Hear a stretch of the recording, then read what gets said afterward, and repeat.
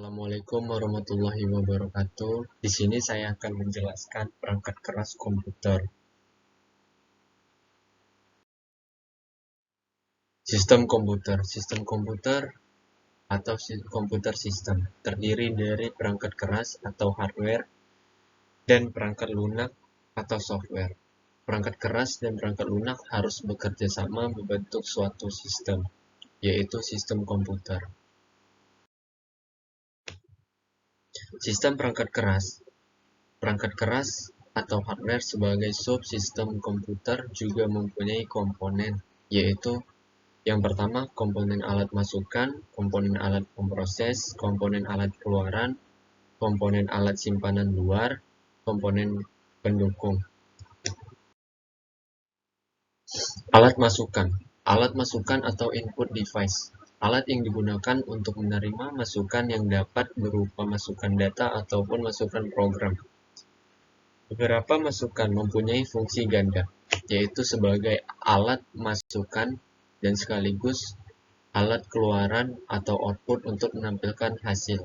Alat I/O demikian disebut terminal. Selanjutnya, alat masukan dapat digolong ke dalam beberapa golongan, yaitu yang pertama ada keyboard, pointing device, scanner, sensor, dan voice recognizer. Yang pertama, keyboard. Keyboard merupakan sebuah papan yang terdiri dari tombol untuk mengetik kalimat dan simbol-simbol khusus lainnya pada komputer. Keyboard dalam bahasa Indonesia artinya papan tombol jari atau papan tombol. Contoh keyboard yaitu ada pada gambar di PowerPoint yang saya tampilkan ini. Selanjutnya, secara fisik keyboard terbagi atas 5 bagian, yaitu keyboard serial menggunakan DIN formal dan biasanya digunakan pada komputer tipe AT. Yang seperti kabel serialnya pada gambar tersebut. Yang kedua ada keyboard PS2, biasanya digunakan pada komputer ATX dan saat ini paling banyak dipergunakan. Yang ketiga ada keyboard wireless, jenis koneksi yang digunakan adalah inframerah atau infrared, Wi-Fi atau Bluetooth. Untuk menghubungkan keyboard dengan komputer, dibutuhkan unit pemancar dan penerima. Unit pemancar biasanya terdapat pada keyboard itu sendiri, sedangkan penerima biasanya dipasang pada port USB atau serial pada CPU. Yang seperti kita lihat pada zaman sekarang, keyboard juga mempunyai yang non-wireless yang cuma menggunakan kepala seperti contoh ini. Biasanya yang sekarang itu ada keyboard yang tanpa kabel, cuman menggunakan Bluetooth maupun yang menggunakan kepala seperti kepala flash disk. Ya, kita lanjut saja. Yang keempat ada keyboard USB. Keyboard terbaru saat ini sudah banyak yang mempergunakan jenis konektor USB yang menjamin transfer data lebih cepat. Yang kelima, yang seperti kita lihat pada gambar tersebut, keyboard ini sangat canggih, yaitu keyboard virtual. Keyboard virtual adalah salah satu fitur untuk program komputer atau program itu sendiri yang dapat berperan virtual sebagai kontrol dengan beberapa tombol atau touch yang ada pada keyboard biasa. Selanjutnya ada pointing device. Pointing device ada beberapa bagian alatnya seperti mouse, touchscreen, light pen, dan digitizer graphic tablet.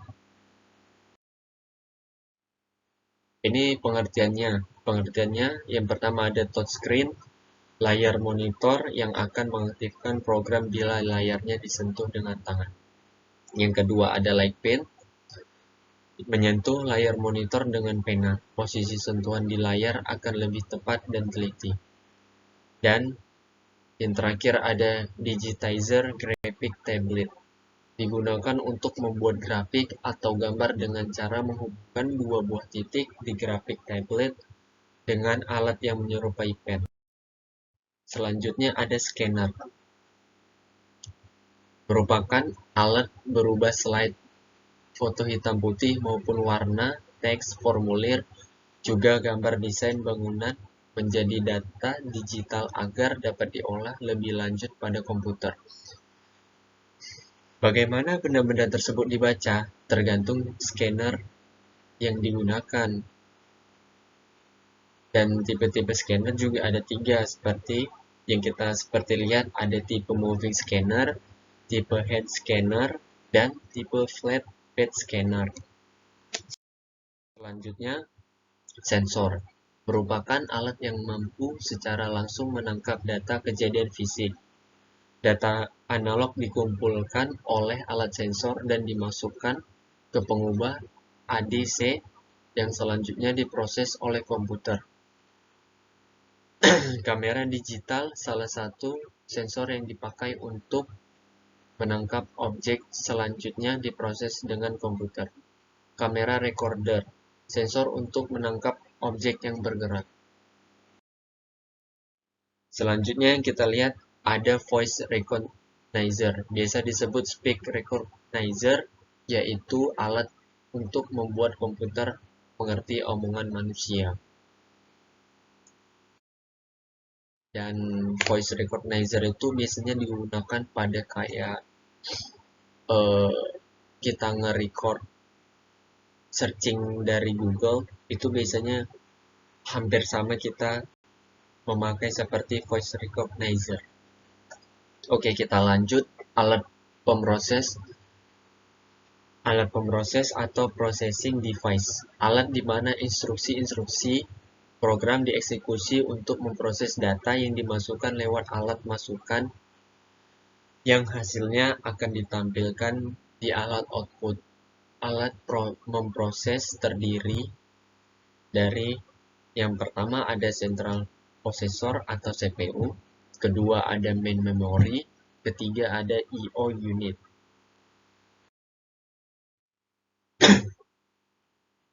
Nah, di sini kita akan menjelaskan tentang CPU. CPU merupakan tempat memproses instruksi-instruksi program. Pada komputer mikro, prosesor ini disebut dengan mikroprosesor. CPU juga ada bagian-bagiannya. Yang pertama ada unit kendali atau control unit. Yang kedua ada unit aritmatika dan logika atau arithmetic and logic unit. Yang ketiga, unit penyimpanan berukuran kecil atau register.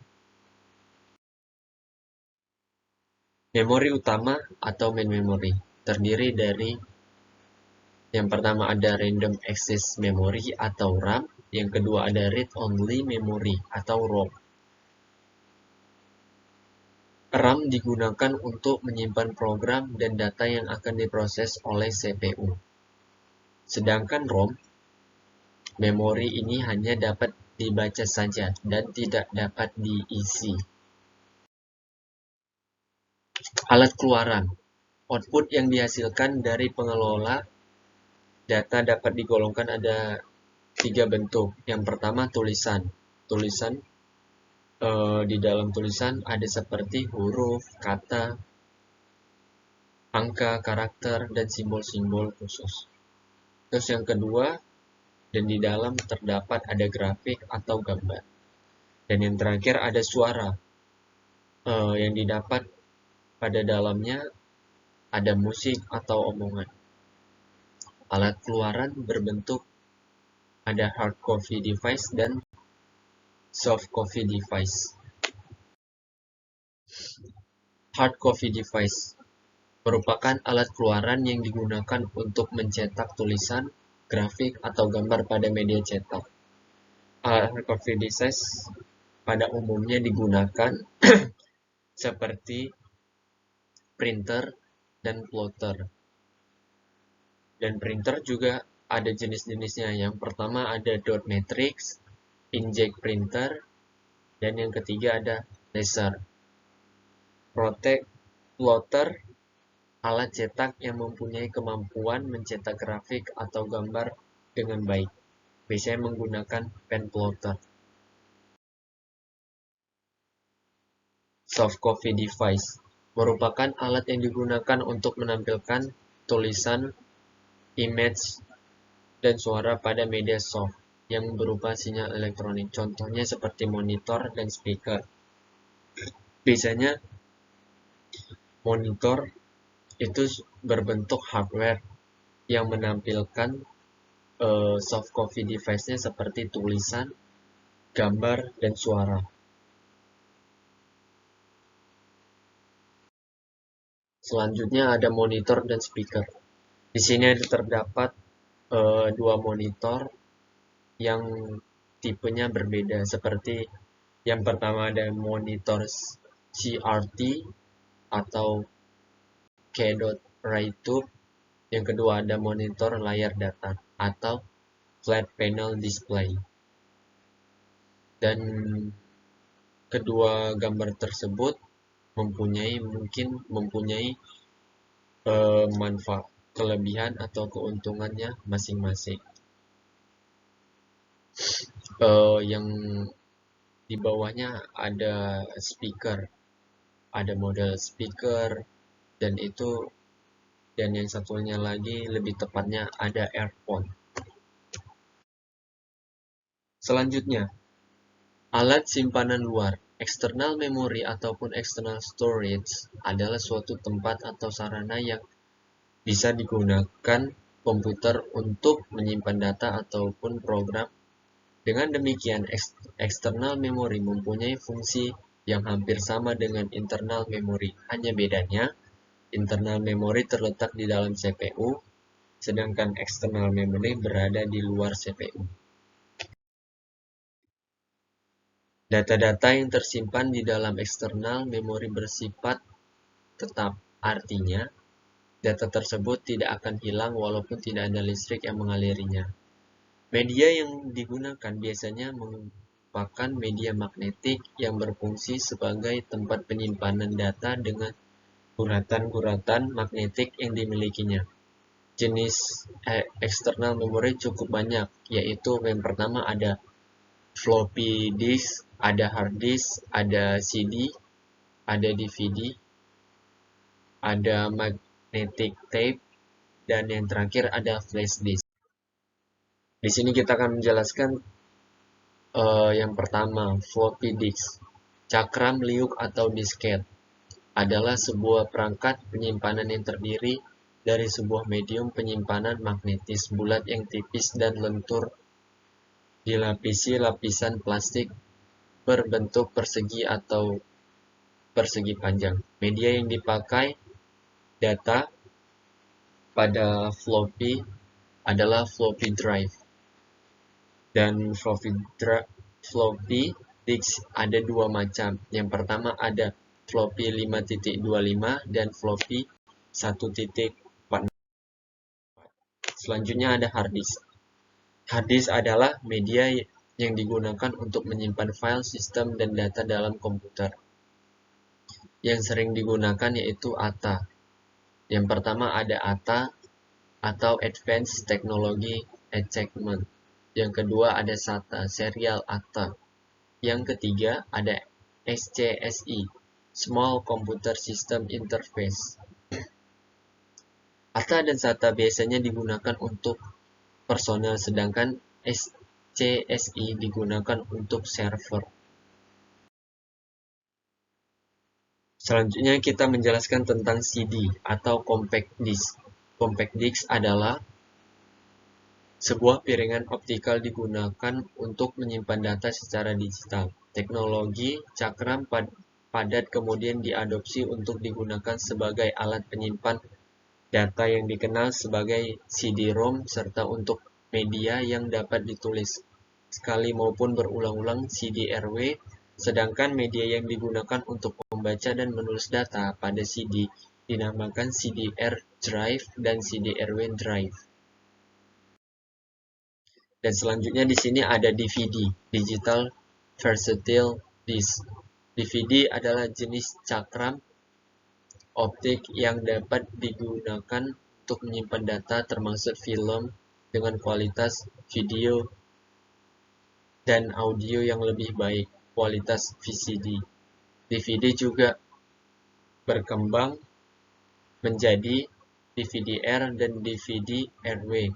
Sedangkan media yang digunakan untuk membaca dan menulis data pada DVD dinamakan DVD-R drive dan DVD-RW. Nah, di situ kita mendapat menyimpulkan bagaimana jauh bedanya kegunaan DVD dan CD. Oke, selanjutnya ada magnetic tape. Magnetic tape merupakan media penyimpanan data yang biasanya digunakan untuk komputer jenis mini ataupun mainframe. Terdapat dua jenis magnetic tape yang biasanya digunakan oleh komputer. Jenis pertama mempunyai bentuk sandar yang memiliki lebar pita 1/2. Magnetic tape terbuat dari plastik tipis yang dilapisi magnetik pada permukaannya. Bentuk kedua adalah kaset ataupun cartridge. Seperti halnya yang telah kita kenal pada kaset terdapat di audio tape recorder. Komponen pendukung. Komponen pendukung merupakan komponen yang melengkapi kerja dari komputer. Contohnya ada motherboard atau mainboard. Terus yang kedua ada power supply. Ketiga ada VGA card dan sound card. Yang keempat ada case. Motherboard. Motherboard merupakan komponen terpenting dalam PC. Karena sebagai PC, circuit board utama yang menghubungkan banyak komponen lain, mulai dari CPU atau prosesor, RAM, video card, hard disk, dan seterusnya. Jenis dari motherboard ditentukan berdasar jenis prosesor yang digunakan nantinya. Kita dapat melihat dan menentukan prosesor apa yang dapat digunakan oleh suatu motherboard dengan cara melihat kode jenis soketnya. Yang seperti saya tampilkan ini adalah jenis-jenis prosesor dan jenis-jenis soketnya. Langsung lama kita next. Ini gambaran dari prosesor tersebut. Seperti ini gambarannya.